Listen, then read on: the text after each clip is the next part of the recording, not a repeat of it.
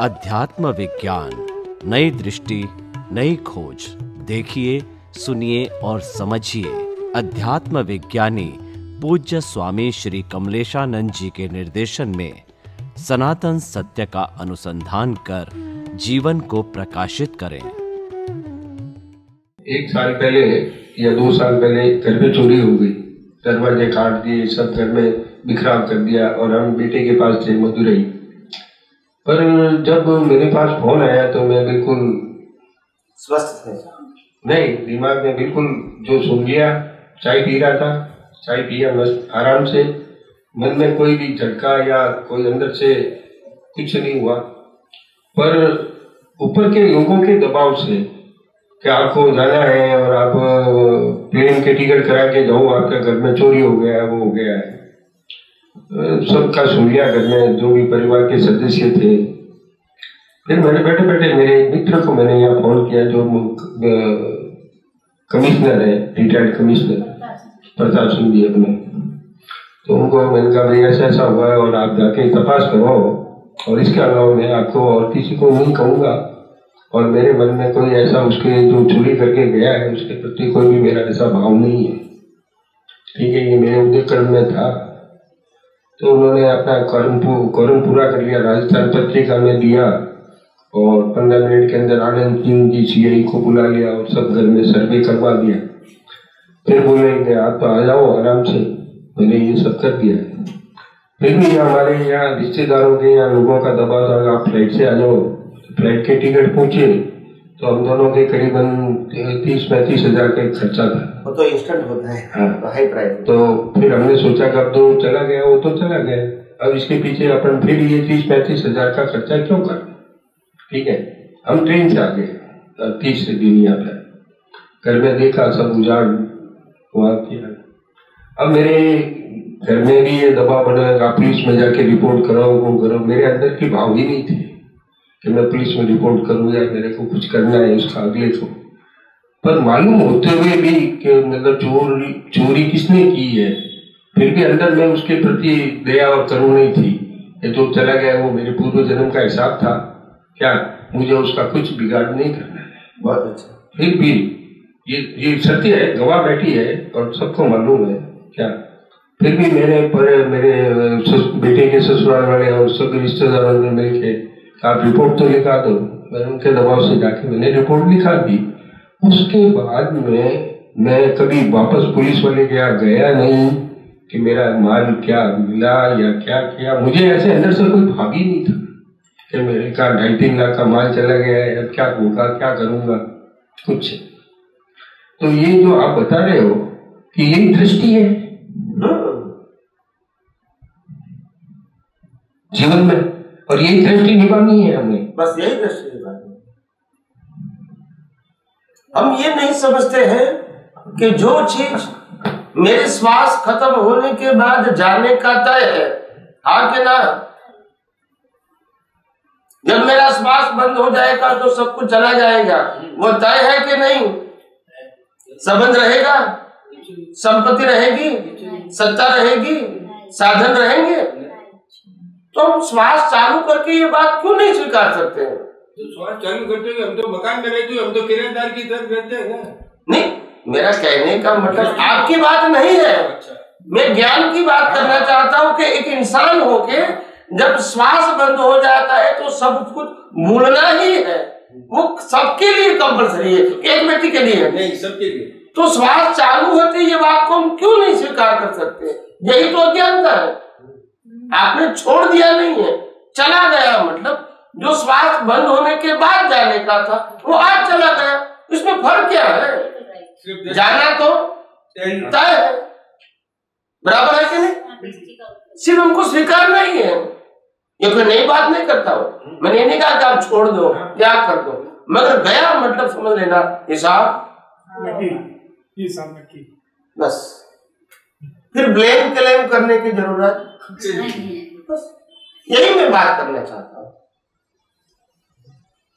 क्योंकि एक न एक दिन आपको वास्तविकता को आपके लिए, आपके स्वस्थ रहने के लिए, आप में से अज्ञान और राग द्वेष निकालने के लिए ये सनातन सत्य को स्वीकारना ही पड़ेगा,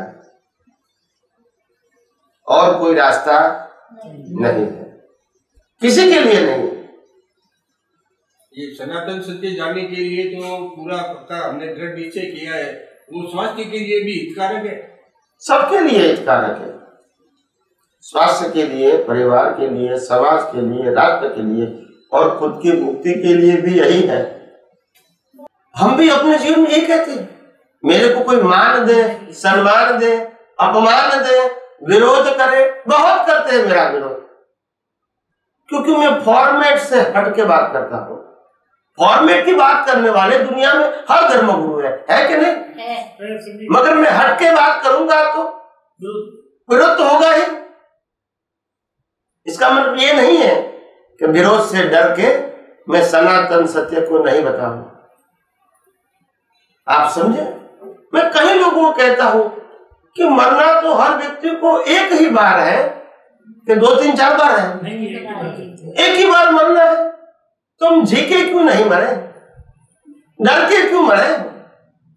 इस दुनिया में मैं कुछ लेने के लिए नहीं आया हूं, कुछ देने के लिए आया हूं। तो भी डर किसका?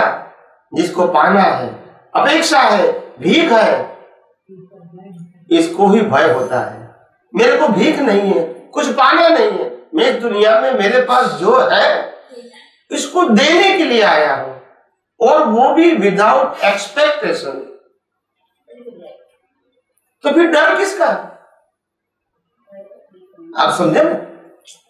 किसी को तो इस समाज को, इस राष्ट्र को, इस लोगों को आगे ले जाने के सच्चाई तो बतानी पड़ेगी ना, किसी को तो बतानी पड़ेगी ना। इतने सारे लोग गलत रास्ते पर चल पड़े हैं और अपना जीवन, अपना धन, अपना समय, अपनी शक्ति गवा रहे हैं, तो किसी को तो जागृत करना पड़ेगा ना। बिल्कुल, क्या नहीं करना पड़ेगा? बस। और यही मैं बात करता हूं, और ये बात करता हूं वो मेरी नहीं है, मैं तो कहता हूं यूनिवर्सल ट्रूथ है। आज नहीं तो कल आपको समझना पड़ेगा, ये मेरी बात नहीं है। मेरे जाने के बाद भी आपको आगे बढ़ना है तो ये बात समझना पड़ेगा, क्योंकि ये मेरी बात नहीं है, इसमें मेरा नाम लिखने वाला नहीं है, ये तो लॉ ऑफ नेचर की बात है। सिर्फ अनुभव और प्रेजेंटेशन मेरा है, मगर साइंस मेरा नहीं है और किसी का भी नहीं है। ये तो कुदरत का है। किसका है? यस।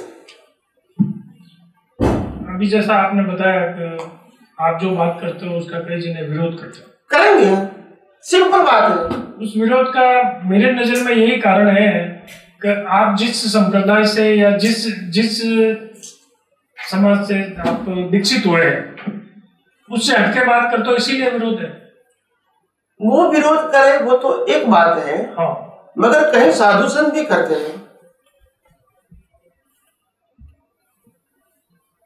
साधु संत भी करते हैं। मैं कहता हूं कि रामकृष्ण महावीर भगवान नहीं थे तो विरोध नहीं करेंगे। आप जो मनोवचन क्या से करते हैं, पूजा पाठ तब जब ये आपका उदय कर्म है, ऐसा मैं कहूंगा, विरोध नहीं करेंगे। जब तक उनको इस बारे में ज्ञान नहीं होगा तब तक विरोध। अभी ये ज्ञान दुनिया में फैला गया है, यूट्यूब के माध्यम से, टीवी के माध्यम से, छुपा हुआ नहीं है। वो तो कहेंगे कि दुकानदारी बंद हो जाएगी ना, वो तो मेरा सब्जेक्ट थोड़ा है। मेरा काम दुकानदारी बंद करवाना नहीं है, मेरा काम लोगों को जागृत करना है। इसका फल क्या आएगा वो तो सबका अपना अपना कर्म होता है। जो पढ़ा लिखा आदमी होता है या जिसको भी इस मार्ग में आगे बढ़ना है, वो तो उसके लिए तो ये बहुत आपका ज्ञान एक तरह से बहुत खुला मार्ग हो गया, खुला मार्ग हो गया। और जो अभी परंपराओं के अधीन है वो इस बात को नहीं स्वीकारेगा। सबसे बड़ी बात यह है, यहाँ कोई बाउंड्री नहीं है, और कोई भी जगह जाएंगे तो क्या होगी? अगर आपको ये बात समझना है, आगे बढ़ना है, तो ये बाउंड्री में आ जाओ, लिमिटेशन, नीति नियम के चक्कर में आ जाओ, फिर कभी कहीं जाना नहीं। और यहाँ मैं कहता हूँ ये विज्ञान समझो, सुनो, अपनी दृष्टि में फीड करो, उपयोग करो, अनुभव करो, और दुनिया में जहां जाना हो जाओ। मगर ये विज्ञान दृष्टि लेके जाना, कहीं भी जाओ। दृष्टि के साथ और क्या क्या चीजों का समावेश रखना जरूरी है?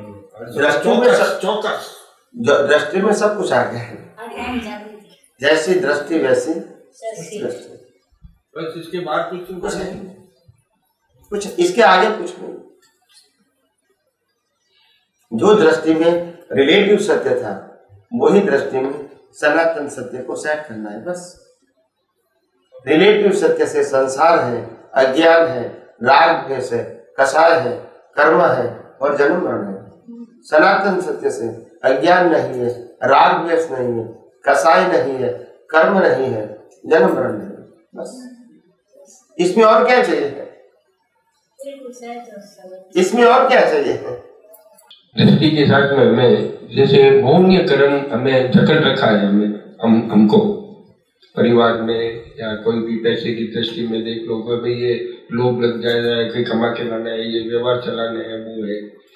इसका हम कैसे उसका ध्यान रखें और इसमें कैसे हम यहाँ से छूटे?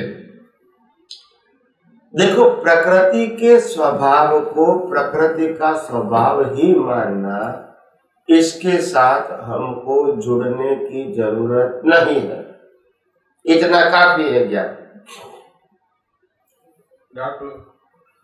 ये चोरी करेंगे, पूजा पाठ करेंगे, दान देंगे, अच्छे काम करेंगे, बुरे काम करेंगे, वो मेरा स्वभाव है या मैं करता हूँ या मैं करवाता हूँ, वो बोझ रखने की जरूरत विज्ञान में नहीं है। नहीं तो अननेसेसरी प्रेशर आ जाएगा और आप खुद अनस्टेबल हो जाओगे। क्या हो जाओगे? बस।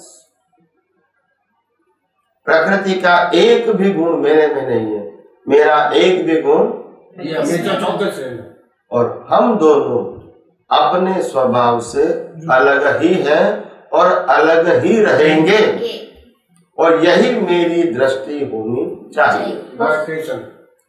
ये तो इनका प्रेशर मेरे को आता है, मेरी शक्ति का ये उपयोग नहीं करता है, मगर उनका रिलेटिव पावर को मेरा इफेक्ट होता है। यही तो कमजोरी है हमारी, निर्बलता। यही तो कमजोरी है, यही तो अज्ञान है, यही तो निर्बलता है। मैं ये कहता हूँ हमारी ताकत पूरे विश्व को शक्ति देने की है, मगर आत्मा के रूप में। मगर ये प्रकृति का प्रेशर ही हम नहीं झेल सकते, इतने कमजोर हो गए, नहीं समझ में आ रहा। प्रकृति का फोर्स बहुत पावर है, प्रकृति के फोर्स से हमारी ताकत तो लाखों गुना ज्यादा है, पर ये अज्ञान की वजह से इसको अभी आप समझ गए। पकड़ रखा है। तो निकालना किसको है? अज्ञान को ये पक्का करना है ना, आपके सानिध्य में तो ये पक्का हो जाए, अज्ञान से तो निकलना है इस जगह।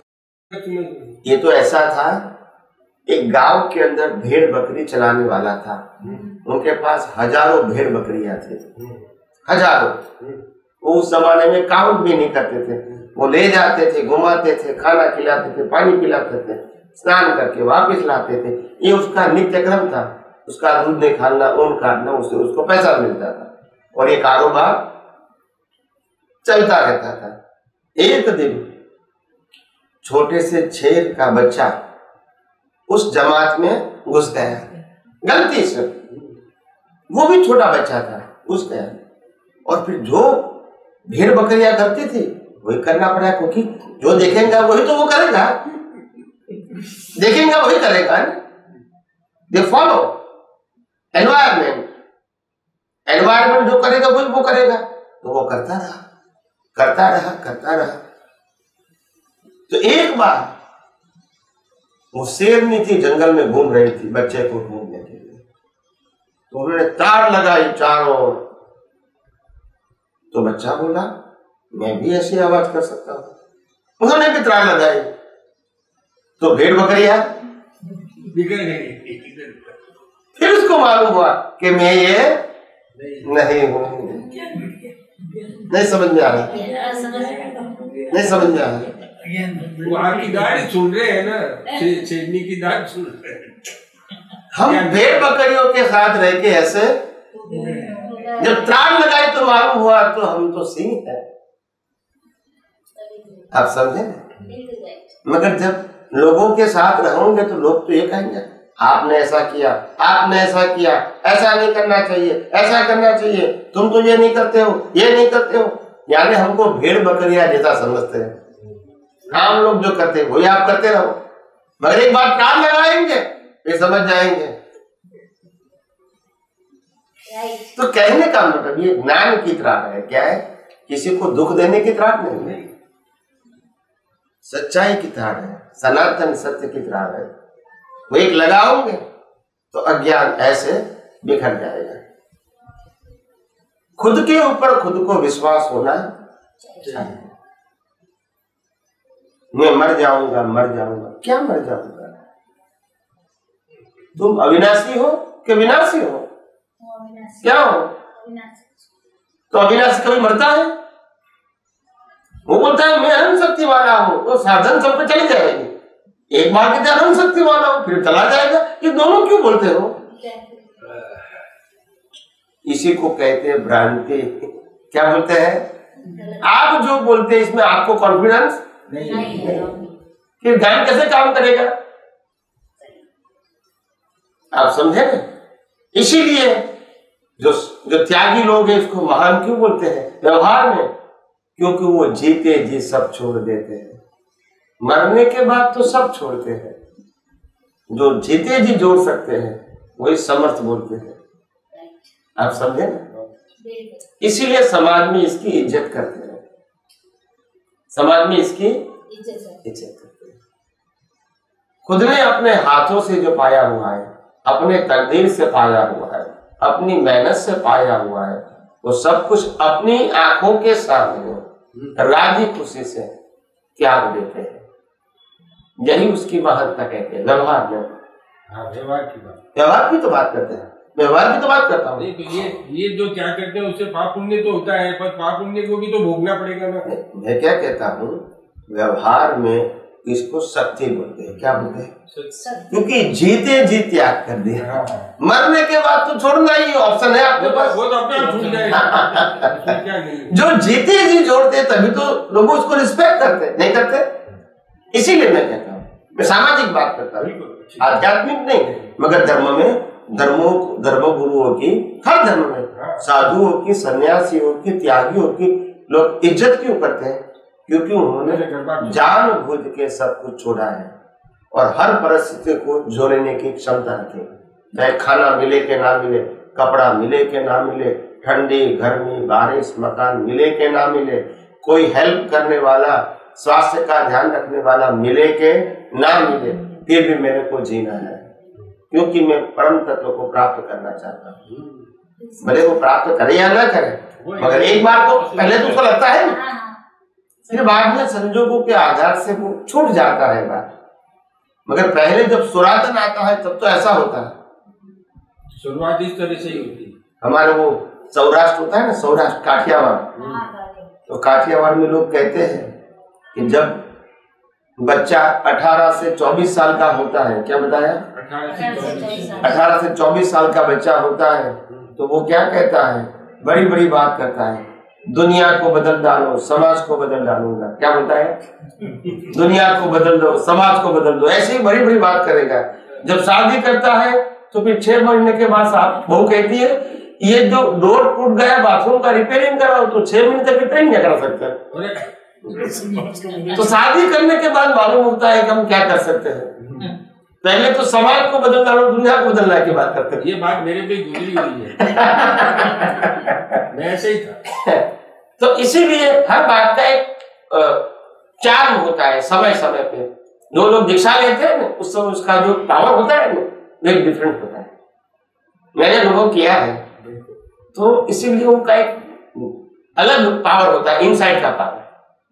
संसार को छोड़ना, कुछ कोई वैल्यू नहीं है, परिवार को छोड़ना, ये दुनिया में मेरा कोई नहीं है, बस ये धर्म ही मेरा है, भगवान ही मेरा है, धर्म गुरु ही मेरा है, शास्त्र ही मेरा है, और त्यागी जीवन से ही मैं अपने आत्मा की शुद्धि करूंगा। यानी ऐसी सोच होती है।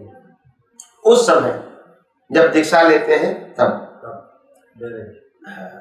एक प्रकार का पावर होता है, और तभी तो हजारों लाखों लोग उसको वंदन करते हैं। आप समझे? यही एक परंपरा है, परंपरा की एक वैल्यू तो है नहीं, ऐसा है। और अगर यही परंपरा को अगर सच्चाई में बदल जाए, और सच्चाई में जो दीक्षा के समय मेरा मूड था, उत्साह था, निश्चय था, अगर वो पूरी लाइफ रहता है तो मुक्ति असंभव नहीं। अगर मूड ऐसा रहा तो मगर वो बाद में मूड रहता नहीं है, क्योंकि वहां दूसरा संसार शुरू आप जाओगे ना नजदीक तब मालूम होगा, क्योंकि मैं तो बहुत डीप में गया हूँ।